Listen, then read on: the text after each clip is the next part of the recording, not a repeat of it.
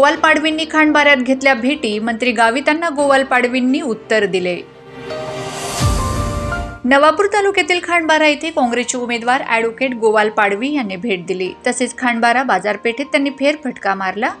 ग्रामीण भागातील ग्रामस्थ, गावातील व्यापारी मंडळींची भेट घेऊन चर्चा केली।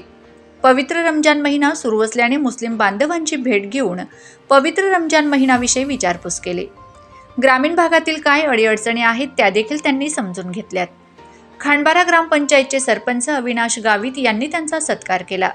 ग्रामपंचायत कार्यालयामध्ये सरपंच, उपसरपंच, ग्रामीण भागातील पदाधिकाऱ्यांना भेटत त्यांनी नंदुरबार लोकसभा मतदारसंघातील अडचणी जाणून घेतल्यात। निवडून आल्यावर विकासाची कामे करून समस्या सोडवण्याची आश्वासनं दिलीत। यांनी मंत्री गावित यांना प्रत्युत्तर दिले।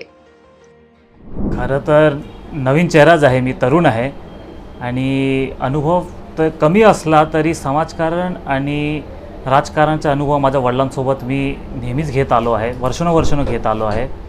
आणि ते जे शब्द बोलले आहे उपरटपऱ्या, हे त्यांचे संस्कार असेल, मला माहीत नाही आणि त्याबद्दल मी जास्त काय बोलणार नाही। पण त्यांच्या वडिलांना माझ्या वडिलांनी उमेदवारीचा चान्स दिला होता, तर प्रत्येक नवीन जो उमेदवार येतो तरुणच असतो।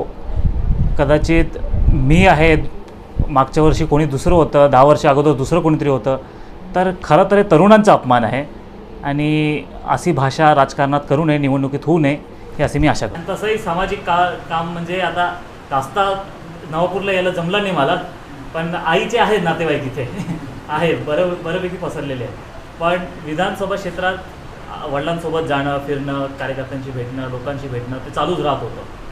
समाजकारणात आणि राजकारणात एवढं नवीन नाही आहे मी, भले तरुण चेहरा असेल पण नवीन नाही आहे। तर थोडंफार मला अजून थोडा अनुभव घ्यायचा आहे। आता फक्त 10-12 दिवसच झाले आहे, निवडणूक जाहीर झाली आहे। खरं तर उमेदवार आपल्याला सर्वांना अपेक्षित असेल की केसी पाडवी असायला पाहिजे होते की नवापूरची असायला पाहिजे होती, पण काही कारणामुळे मलाही माहीत नाही का, पण मला पुढे ढकलून दिलं, सांगितलं चला तू उमेदवारी कर। तर आता माझी एवढीच अपेक्षा की आपण सर्वांनी मला साथ द्यावी। Bureau report, Navapur express news, Navapur.